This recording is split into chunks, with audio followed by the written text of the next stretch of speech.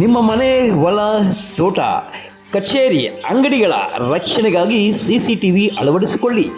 ಹಿಂದೆ CCTV ಅಳವಡಿಸಿಕೊಳ್ಳಿ. ಹೆಚ್ಚಿನ ವಿವರಗಳಿಗಾಗಿ Vishal CCTV, ಹೊಸ ಬಸ್ ನಿಲ್ದಾಣ ಸಮೀಪ, ಪಾವಗಡ. 9663811815 ಸಂಪರ್ಕಿಸಲು ಕೋರಲಾಗಿದೆ. Vishal CCTV, Vishal CCTV.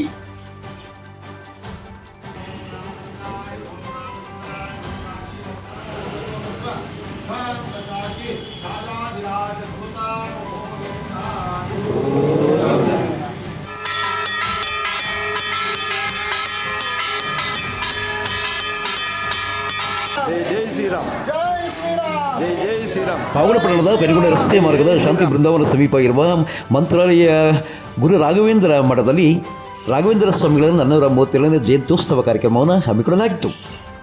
ಇಡೀ ದಿನ ಬೆಳಗ್ಗೆಯಿಂದ ಸಂಜೆಯವರೆಗೂ ಮಠದಲ್ಲಿ ವಿವಿಧ ಪೂಜೆಗಳನ್ನು ನೆರವೇರಿಸಲಾಯಿತು. 106 ಭಕ್ತರು ಭಾಗವಹಿಸಿದರು. ಈ ವೇಳೆ ಭಾಗವಹಿಸಿದ ಭಕ್ತರಿಗೆ ಪ್ರಸಾದವನ್ನು ವಿತರಣೆ ಮಾಡಲಾಯಿತು.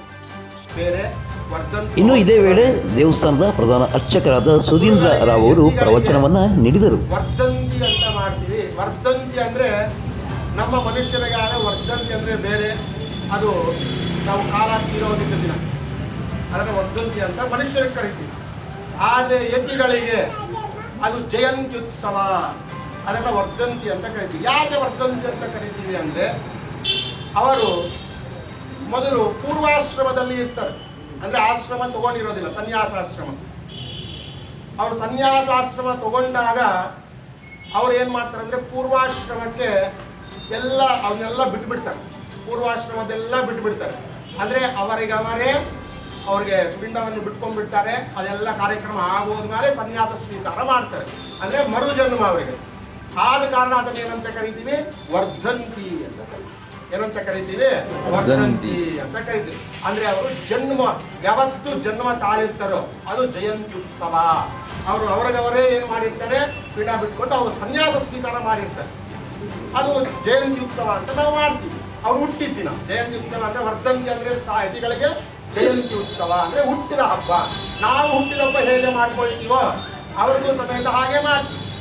ಇವಾಗ ನಮಗೆ ಸಾಮಾನ್ಯವಾಗಿ ನಾವೇನು ಮಾಡ್ತೀವಿ? ಬೆಳಿಗ್ಗೆ ಎದ್ದು ತಲೆ ಸ್ನಾನವನ್ನು ಮಾಡ್ತೀವಿ, ಆಮೇಲೆ ಹೊಸ ಬಟ್ಟೆ ಉಟ್ಕೊಳ್ತೀವಿ, ಮತ್ತೆ ದೇವಸ್ಥಾನಕ್ಕೆ ಹೋಗ್ತೀವಿ, ಎಲ್ಲರನ್ನ ಕರ್ತೀವಿ, ಕೇಕ್ ಕಟ್ ಮಾಡ್ತೀವಿ. ಇದೆಲ್ಲ ನಾವು ಸಾಮಾನ್ಯ ಮಾಡೋದು. ಬಟ್ ಅವರು ಯತಿಗಳಾದ ಕಾರಣ ಕೇಕ್ ಕಟ್ ಮಾಡೋದು ಅದೆಲ್ಲ ಇರೋದಿಲ್ಲ. ಅವರಿಗೆ ಏನು ಮಾಡಬೇಕು ಅಂದರೆ ನಾವು ಏನಾದರೂ ಸೇವೆಯನ್ನು ನಾವು ಸಲ್ಲಿಸಬೇಕು. ಅರ್ಥ ಆಯ್ತು? ಅದು ನಾವು ಅವರು ಕೊಡುವಂಥ ಗಿಫ್ಟ್. ಇನ್ನು ಮಂಗಳವಾರ ಪೂರ್ತಿ ಬೆಳಗ್ಗೆಯಿಂದ ಸಂಜೆವರೆಗೂ ನಡೆದ ಈ ಒಂದು ಜಯಂತ್ಯೋತ್ಸವ ಕಾರ್ಯಕ್ರಮದಲ್ಲಿ ಬಂದಿದ್ದ 106 ಭಕ್ತರಿಗೆ ಪ್ರಸಾದವನ್ನು ವಿತರಣೆ ಮಾಡಲಾಯಿತು.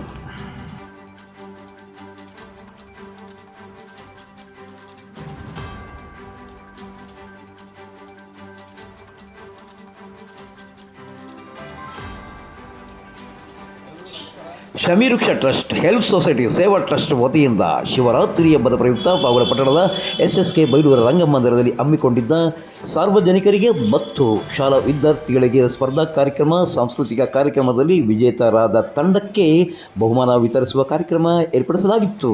ಶಾಸಕರಾದ HV ವೆಂಕಟೇಶ್ ಈ ಒಂದು ಬಹುಮಾನದ ಪ್ರಾಯೋಜಕತ್ವರಾಗಿದ್ದು, ಕಳೆದ 3 ಸಾರಿ ಅಂದರೆ ಜ್ಞಾನಬೋಧಿನಿಯ ಶಾಲೆಯ ಮಕ್ಕಳು ಪ್ರಥಮ ಸ್ಥಾನವನ್ನು ಪಡೆದುಕೊಳ್ಳುತ್ತಾ ಬಂದು ಹ್ಯಾಟ್ರಿಕ್ಸ್ ಗೆಲುವನ್ನು ಪಡೆದಿರತಕ್ಕಂಥ ಜ್ಞಾನಬೋಧಿನಿ ಶಾಲೆಗೆ ಹೆಲ್ಪ್ ಸೊಸೈಟಿ ಅಧ್ಯಕ್ಷರಾದ ಮಾನವ್ ಶಶಿಕಿರಣ್ ಮತ್ತು ಶಮೀವೃಕ್ಷ ಅಭಿವೃದ್ಧಿ ಟ್ರಸ್ಟ್ನ ಕಾರ್ಯದರ್ಶಿ ಸತ್ಯ ಲೋಕೇಶ್ ಅವರು ಶಾಲೆಗೆ ತೆರಳಿ ಬಹುಮಾನವನ್ನು ವಿತರಿಸಿದ್ದರು. ಈ ವೇಳೆ ಶಾಲಾ ಮುಖ್ಯೋಪಾಧ್ಯಾಯರು ಮತ್ತು ವಿದ್ಯಾರ್ಥಿಗಳು ಹಾಜರಿದ್ದರು.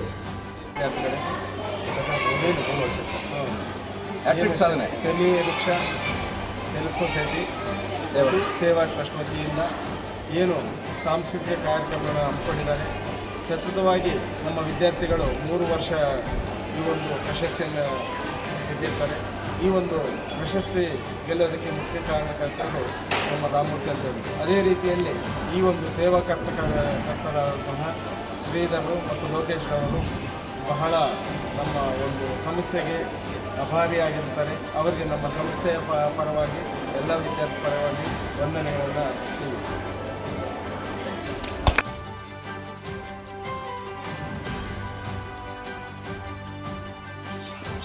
ಪಾವಗಡ ತಾಲೂಕಿನ ಖ್ಯಾತ ವೈದ್ಯರು ಬಿಜೆಪಿ ಮುಖಂಡರಾದಂಥ ಡಾಕ್ಟರ್ ಜಿ ವೆಂಕಟರಾಮಯ್ಯನವರು ರಾಜ್ಯ ಬಿಜೆಪಿ ಕಾರ್ಯಕಾರಿಣಿ ಸಮಿತಿ ಸದಸ್ಯರಾಗಿ ಆಯ್ಕೆಯಾದ ಹಿನ್ನೆಲೆಯಲ್ಲಿ ಜೆಡಿಎಸ್ನ ಯುವ ಮುಖಂಡರುಗಳು ಮಂಗಳವಾರ ಅವರ ಮನೆಗೆ ತೆರಳಿ ಅವರನ್ನು ಆತ್ಮೀಯವಾಗಿ ಗೌರವಿಸಿ ಸನ್ಮಾನಿಸಿದ್ದಾರೆ.